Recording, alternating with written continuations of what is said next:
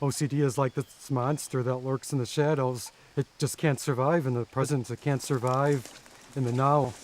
And if you're in the present, it virtually annihilates that monster because it doesn't give it any nourishment. It gets the nourishment from the past and from the future. So it's like you're starving that little beast inside your head.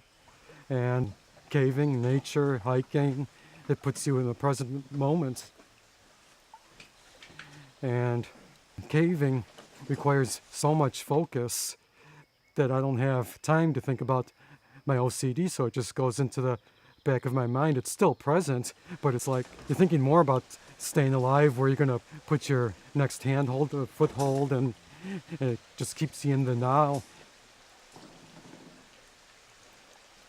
When I'm caving, it's like a break from my OCD. And then when I was a teenager or in my early 20s, man, it was just so hard to get a break from my OCD. And all of a sudden, I find this really healthy escape that just gives me a natural high. It's good for the mind, it's good for the body. It's like you're absorbed in the environment, and that creates a healthy altered state for the mind. Oh, and then this abrasive stuff, I mean, we could do it, but it just seems that the stalagmite there, I mean, it's a big stalagmite, it's not going anywhere, and it's so nice and smooth, and the rope can flex against it, and it's not gonna... I feel so free when I'm on rope. It's like it's the most incredible drug to get you off the OCD. It's like when I got on rope, it was like, bam, it was gone.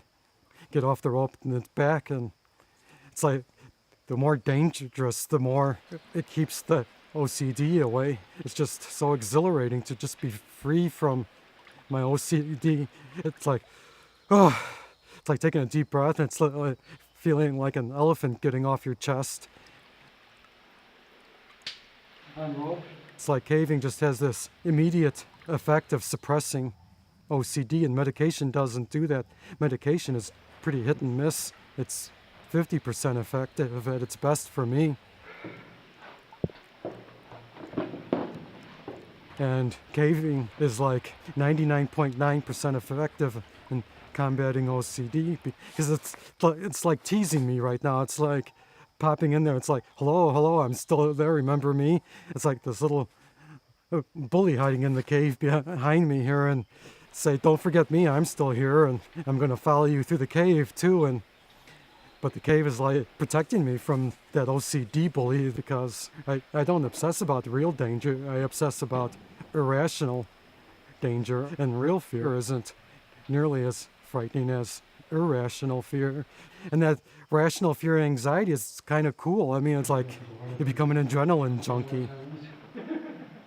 When I'm at home in my apartment, that's always the hardest part for me.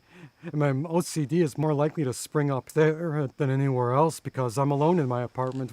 But the trick is to recognize that as the OCD monster that lurks in my head. Say, okay, OCD monster, yeah, I see you, okay, go away, I'm not afraid of you. And the scariest times for me is when I'm sitting alone on my couch, okay, I'm thinking, what do I do now? It's like, I gotta get up, I gotta do something to preoccupy my mind.